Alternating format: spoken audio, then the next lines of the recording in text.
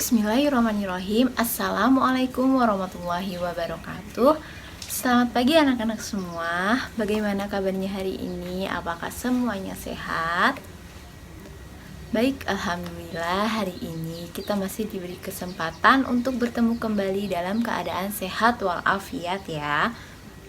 Nah, sebelum memulai pembelajaran, mari kita terlebih dahulu berdoa. Berdoa mulai.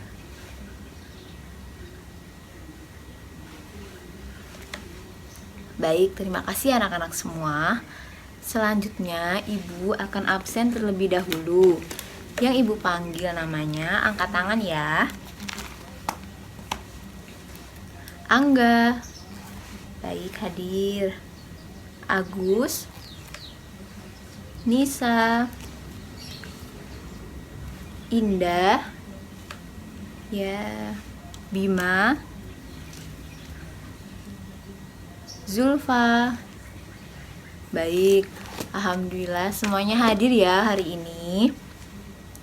Nah, sekarang coba anak-anak perhatikan di samping kanan kiri bawahnya apakah ada sampah atau tidak.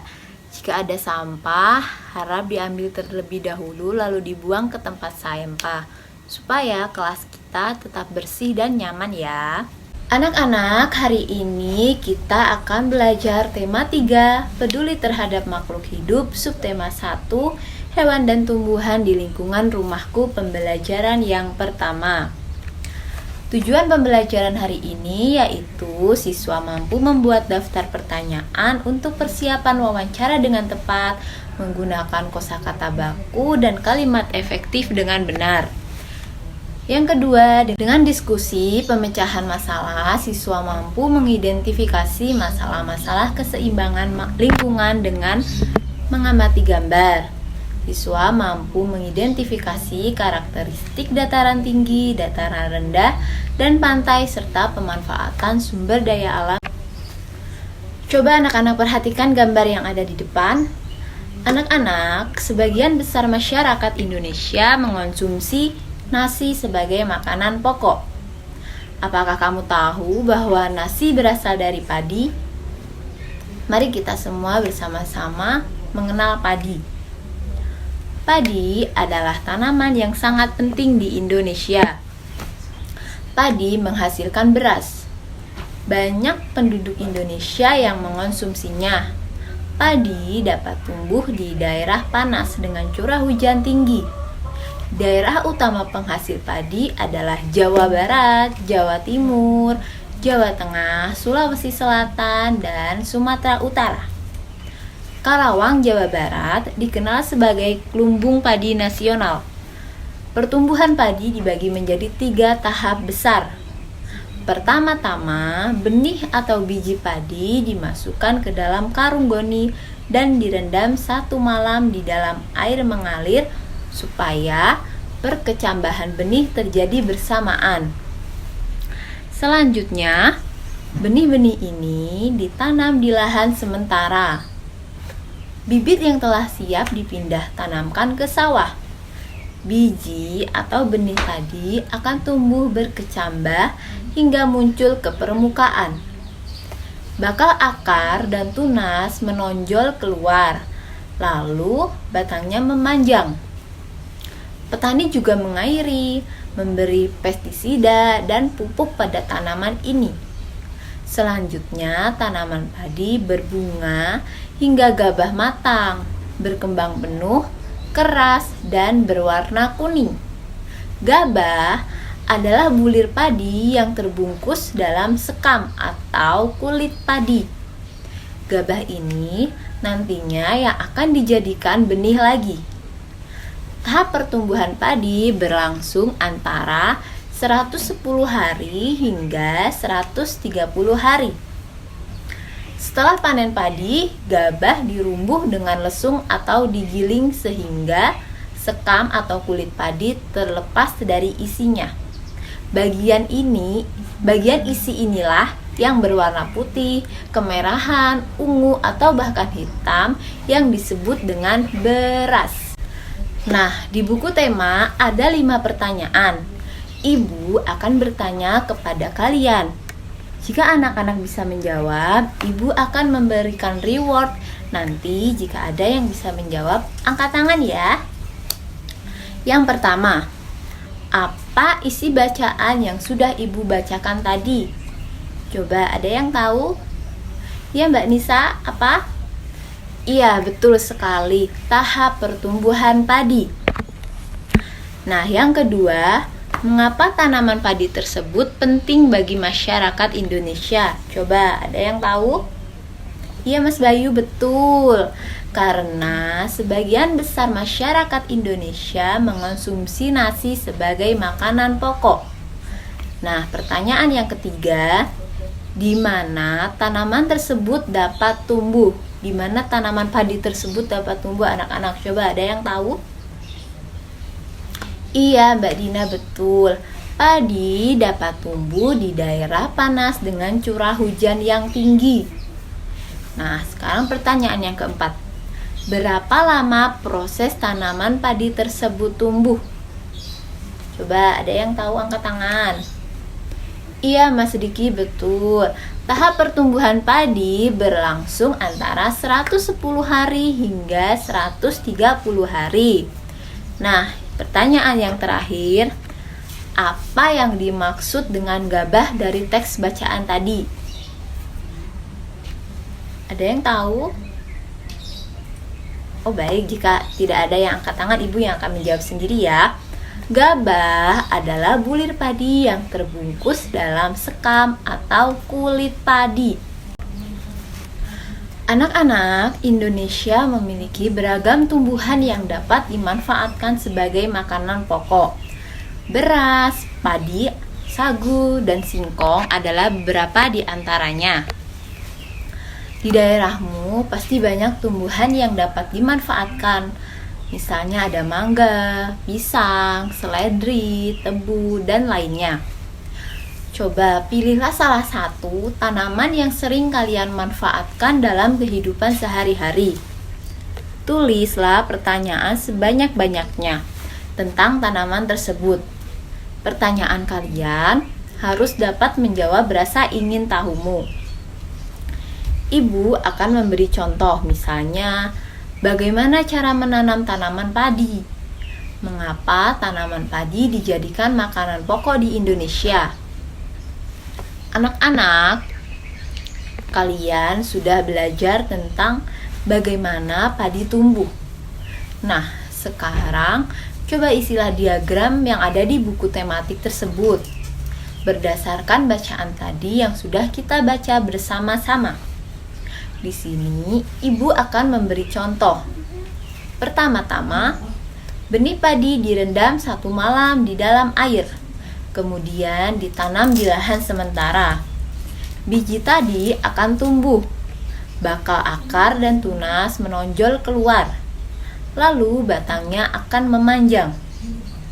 Tanaman padi berbunga hingga gabah matang. Berkembang penuh, keras, dan berwarna kuning yang siap untuk dipanen. Anak-anak, ada beberapa cara untuk mempertahankan padi tetap dapat dinikmati masyarakat di Indonesia.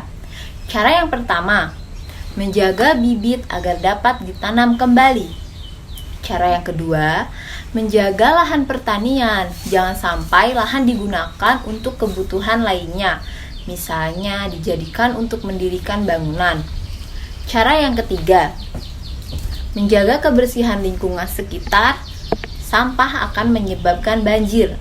Apabila terjadi banjir, maka tanaman padi tidak akan tumbuh.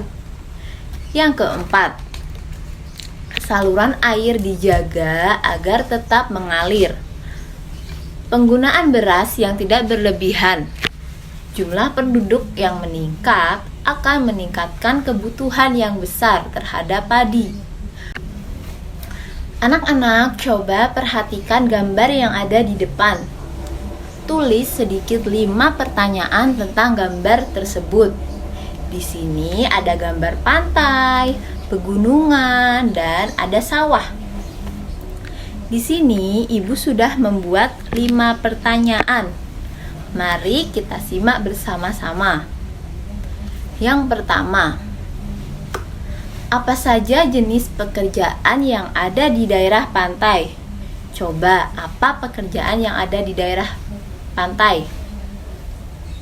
Iya, betul sekali, ada nelayan. Pertanyaan yang kedua, mengapa penduduk di daerah pantai banyak menjadi nelayan? Karena di pantai sangat banyak berbagai macam ikan yang bisa dijual di pasar. Maka penduduk yang tinggal di sekitar pantai bekerja sebagai nelayan anak-anak. Nah, pertanyaan yang ketiga, mengapa di daerah pegunungan banyak penduduk bekerja pada perkebunan? Yang keempat, apa saja pekerjaan yang banyak dilakukan penduduk di daerah pegunungan? Yang kelima, mengapa di dataran rendah banyak terdapat lahan persawahan? Nah, tulis 3 perbedaan yang kamu temukan dari ketiga gambar tersebut. Anak-anak, coba perhatikan ya, Ibu akan menjelaskan perbedaannya apa saja. Yang pertama, perbedaan yang pertama yaitu dari lokasi ketinggian. Perbedaan pertama dari dataran tinggi dan juga dataran rendah bisa kita lihat dari lokasi dan juga ketinggian dari kedua dataran tersebut. Dataran rendah secara teoritis merupakan suatu dataran yang berlokasi dengan ketinggian di bawah 200 meter di atas permukaan laut. Sedangkan dataran tinggi merupakan daerah dataran yang memiliki ketinggian di atas 200 meter di atas permukaan laut. Perbedaan yang kedua, dari lokasi dan lingkungan sekitar. Dataran rendah kebanyakan daerah yang berdekatan dengan pantai seperti serta hilir sungai sehingga akan mudah terjadinya banjir. Sedangkan dataran tinggi merupakan dataran yang lokasi sekitarnya seperti pegunungan dan juga perbukitan. Yang ketiga, dari segi ekonomi dan sosial. Ekonomi di dataran rendah lebih menjanjikan ketimbang dataran tinggi, terutama faktor pembangunan ekonomi yang menyangkut kegiatan industri, perkantoran, dan juga bisnis lainnya. Lokasi dataran rendah yang kontur tanahnya datar dan rata membuat pembangunan gedung dan juga industri menjadi mudah untuk dilakukan yang akan memberikan ruang publik untuk kehidupan masyarakat sekitar. Yang keempat, dari sisi iklim dan cuaca. Dataran rendah merupakan lokasi yang cenderung panas, kering, dan juga memiliki curah hujan yang tinggi. Dataran tinggi merupakan lokasi yang memiliki kelembapan udara dan juga kelembapan tanah yang tinggi. Suhu udara yang cenderung sejuk namun memiliki curah hujan yang relatif rendah. Meski demikian, lokasi dataran tinggi merupakan lokasi yang pas untuk lahan pertanian dan juga perkebunan karena memiliki kualitas unsur hara di dalam tanah yang baik. Perbedaan yang kelima, dari segi potensi pariwisata. Lokasi dengan wilayah yang memiliki dataran rendah biasanya memiliki potensi pariwisata yang berhubungan dengan lokasi pantai yang akan rentan dengan erosi tanah. Selain itu, biasanya pada dataran rendah juga banyak dibangun lokasi wisata khusus seperti lokasi wisata taman bermain, tugu, dan juga berbagai macam taman buatan. Bacalah teks berikut dan isilah tabelnya. Yang pertama ada pantai. Pantai adalah dataran yang berbatasan langsung dengan laut. Pantai ada yang landai dan ada juga yang terjal. Pantai yang landai biasanya digunakan untuk tempat wisata. Pantai yang landai itu pantai yang tidak terlalu dalam ya anak-anak. Selanjutnya dataran tinggi. Dataran tinggi adalah permukaan bumi yang ketinggiannya 500 meter di atas permukaan laut. Dataran tinggi biasanya dimanfaatkan untuk peristirahatan objek wisata, dan usaha perkebunan. Yang terakhir, dataran rendah. Dataran rendah adalah permukaan bumi yang datar dengan ketinggian kurang dari 200 meter di atas permukaan laut. Pada umumnya, dataran rendah berada di sekitar pesisir pantai. Dataran rendah banyak digunakan untuk berbagai keperluan dan kegiatan seperti pertanian, peternakan, perumahan, dan industri serta beberapa jenis kegiatan perkebunan seperti perkebunan kelapa dan tebu. Anak-anak, apakah sampai sini ada yang mau ditanyakan?